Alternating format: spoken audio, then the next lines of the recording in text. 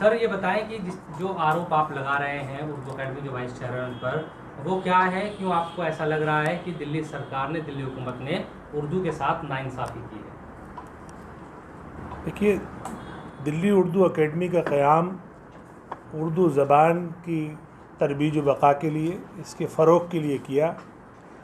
और जब उर्दू अकेडमी का सरबराही गैर उर्दूदा होगा, यानी वो शख्स जो न सिर्फ़ उर्दू जानता है, न लिख सकता है, न बोल सकता है, न पढ़ सकता है, जब ऐसे शख्स को दिल्ली उर्दू अकेडमी की निगरानी सौंपी जाएगी तो आप लोग अंदाज़ा लगा सकते हैं कि दिल्ली उर्दू अकेडमी का क्या हाल होगा। दूसरा सितम ये कि कोरोना के नाम पर दिल्ली सरकार ने 2 साल से दिल्ली उर्दू अकेडमी का जो बजट है उसको नहीं भेजा है, और वहाँ पे जो मुलाजमीन हैं, ख़ास तौर से जो गेस्ट उर्दू टीचर्स हैं, उनको तनख्वाह तक नहीं मिली है।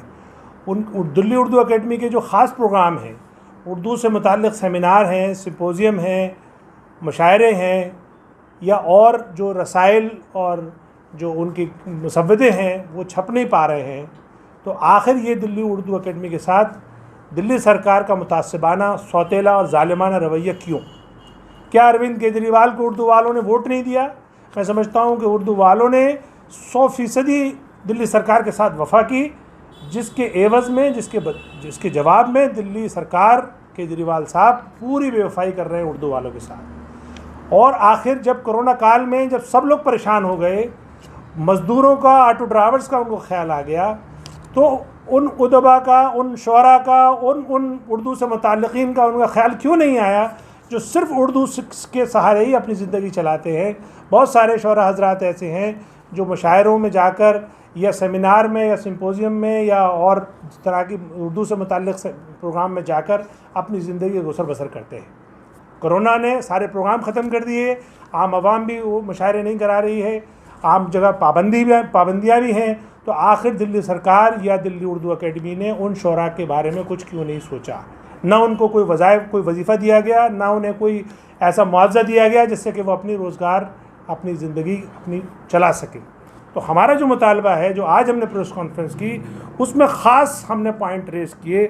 वो पॉइंट हमारे ये हैं कि सबसे पहले तो उसका बजट जारी किया जाए जो आपने 2 साल से रोका हुआ है, और इसका जवाब दें। जब आप अपने एडवर्टाइजमेंट पे, अपनी नुमाइश पे आप हज़ारों करोड़ रुपए खर्च कर सकते हैं, तो दिल्ली उर्दू अकेडमी का जो सिर्फ 10 करोड़ रुपए बजट है उसे 2 साल से आपने क्यों रोका हुआ है? दूसरा पॉइंट, एक नाअहल शख्स को, एक गैर उर्दूदा को आपने उर्दू अकेडमी की जिम्मेदारी क्यों दी? क्या आप सियासत के नाम पे सब कुछ कुर्बान कर देंगे? ये मुल्क एक जमहूरी मुल्क है। जमहूरियत तब तक बाकी रहती है जब तक इसके इदारे बाकी रहते हैं। इदारों में उनके इदारों से मुताल्लिक़ीन या माहिरीन होते हैं। आखिर दिल्ली उर्दू अकेडमी को ऐसा आपने इसकी सितम ज़रीफ़ी क्यों कि इसके साथ एक ऐसा शख्स बिठा दिया जो उर्दू बोल नहीं सकता, लिख नहीं सकता, पढ़ नहीं सकता? तो दिल्ली उर्दू अकेडमी का जो असल काम है, जो उसके रसाइल हैं, जो उसके प्रोग्राम्स हैं, सेमिनार हैं, उनको आखिर ये शख्स कैसे हेड करेगा? कैसे बताएगा लोगों को कि ये सही बात क्या है और गलत बात क्या है? ये सिर्फ एक गूंगी गुड़िया बन के बैठा रहेगा। और चूँकि केजरीवाल साहब का स्टाइल ऑफ वर्किंग है कि वो एक हठधर्मी दिखाते हैं और वो उर्दू वालों को उनकी औकात समझाना चाहते हैं, और कहते हैं वो कि हम देखिए, हम जो चाहेंगे वो आप पर मुसल्लत कर देंगे और आपको मंजूर करना पड़ेगा। और आप लोग देख रहे होंगे कि उर्दू वाले बेचारे सब तरफ जो है वो परेशान हैं, उनमें इस्तराब है। वो कहते हैं कि इस सरकार को हम लाए थे ये सोच करके कि अरविंद केजरीवाल एक पढ़ा लिखा चीफ मिनिस्टर है, लेकिन इसने जो ये हरकत की है ये बिल्कुल जाहिलाना हरकत है। तो फ़ौरन इमीडिएटली इसका वाइस चेयरमैन तब्दील किया जाए, एक अहल आदमी को बनाया जाए, इसका बजट जारी किया जाए। 27 आसामियाँ जो उसमें खाली हैं, एक पियोन लाइब्रेरी को चला रहा है, आखिर लाइब्रेरियन की जगह खाली है। एक आर्जी तौर पे इस रसाइल की जो एडिटर है, जो वो कर रहे हैं काम, उनके साथ एडिटर भी नहीं है यहाँ। दूसरा, सिर्फ 2-3 लोग परमानेंट हैं, बाकी सब आर्जी तौर पर हैं। तो दिल्ली उर्दू अकेडमी की जो आसामियाँ हैं, इसको बाकायदा पुर किया जाए और वक्त रहते पुर किया जाए, और 2 महीने के अंदर अंदर इसकी वैकेंसी निकाली जाए, वरना मजलिस जो है इस मुद्दे को आखिर तक लड़ेगी। अगला पॉइंट है, 163 मुसव्वदे ऐसे हैं जो माहिरीन ने सेमिनार्स में अपने पेपर प्रेजेंट करके या मुसन्निफीन ने किताबों की शक्ल में पेश की हैं उर्दू अकेडमी को, और उर्दू अकेडमी की तमाम कमेटियां उनको पास कर चुकी हैं, उनको बाकायदा मंजूरी दे चुकी हैं, लेकिन दिल्ली सरकार के कान पे जू नहीं रहेंगी, और दिल्ली सरकार ने अभी तक उनको कोई मंजूरी नहीं दी है, उसका पैसा नहीं दिया, और वो छपने की मुंतज़िर हैं पिछले कई सालों से। नेक्स्ट प्रोग्राम है हमारा कि जो उर्दू अकेडमी जो उर्दू सहाफ़ियों को या उर्दू दाँ को या उर्दू उदबा को या उर्दू शोरा को जो एजाज़ात से नवाजती है हर साल, वो 2 साल से नहीं दिया गया है, वो उसको फ़ौरन जारी किया जाए।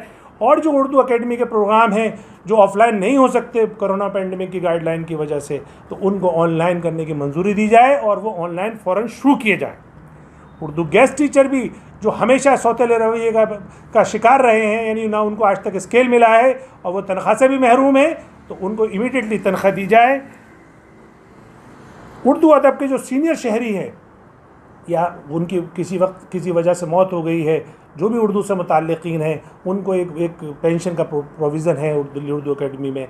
ये पिछले 3-4 साल से सिर्फ 20-25 लोगों को दी जा रही है, इसमें कोई इजाफा नहीं हुआ है। इसको बिल्कुल लातादाद कर दिया, इसको आज़ाद कर दिया जाए। जितने लोग भी इसके अहल हैं, जो भी इसकी एलिजिबिलिटी क्राइटेरिया में आते हैं, उन सब को उर्दू की ये जो 10,000 रुपये माहाना पेंशन है ये दी जाए। और जैसे मैंने कहा कि जब आप ऑटो ड्राइवर्स या मज़दूरों के बारे में सोच सकते हैं, उनको फ्री राशन और उनको मुआवजा दे सकते हैं या जो कोई वजीफ़ा दे सकते हैं, तो आखिर उर्दू से मुताल्लिक़ीन को, शोरा को, उदबा को क्यों नहीं, वो भी इमीडिएटली 5,000 रुपये दिए जाए। एक दिल्ली उर्दू अकेडमी का प्रोग्राम है नए पुराने चिराग, उसमें दिल्ली के तमाम शोरा और तमाम अदीब और तमाम मुसन्निफ़ को शामिल किया जाता है, लेकिन वो भी तादाद कम है। हम कहते हैं ये तादाद भी बढ़ाई जाए, जितनी एप्लीकेशन आ जाए उतना सबको दे दिया जाए। दूसरा जो उनका एजाज़िया है, जो पिछली बार 2,500 रुपये दिया गया था, इसको 5,000 रुपये कर दिया जाए।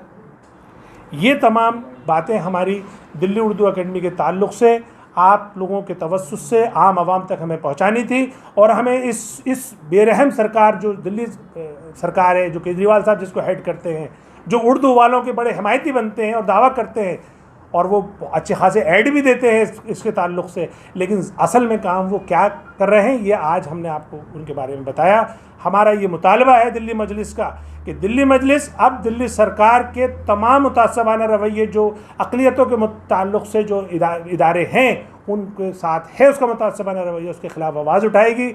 और अभी तो चूँकि कोरोना गाइडलाइंस हैं, इसलिए हमने एक मुख्तसर ऑनलाइन प्रेस कॉन्फ्रेंस और आपके साथ प्रेस कॉन्फ्रेंस की है। अब आइंदा हम इसे सड़कों पे भी उतरेंगे, इसके ख़िलाफ़ कानूनी सहारा भी लेंगे और आम आवाम में भी जाएंगे। और एक और आखिरी अपील ये है कि मेरी तमाम उर्दू वालों से, उर्दू दाँ से, उर्दू से मोहब्बत करने वालों से और दिल्ली के शहरियों से ये मेरी मुखलिसाना एक दरख्वास्त है कि दिल्ली मजलिस ने ये मुद्दा उठाया है, आप सब लोग दिल्ली मजलिस का साथ दें और इस जद्दोजहद को अपने पाए तकमील तक पहुँचाएँ और इस दिल्ली सरकार पर दबाव बनाएं ताकि ये जल्द से जल्द हमारे ये मुतालबात इसको पूरा करें।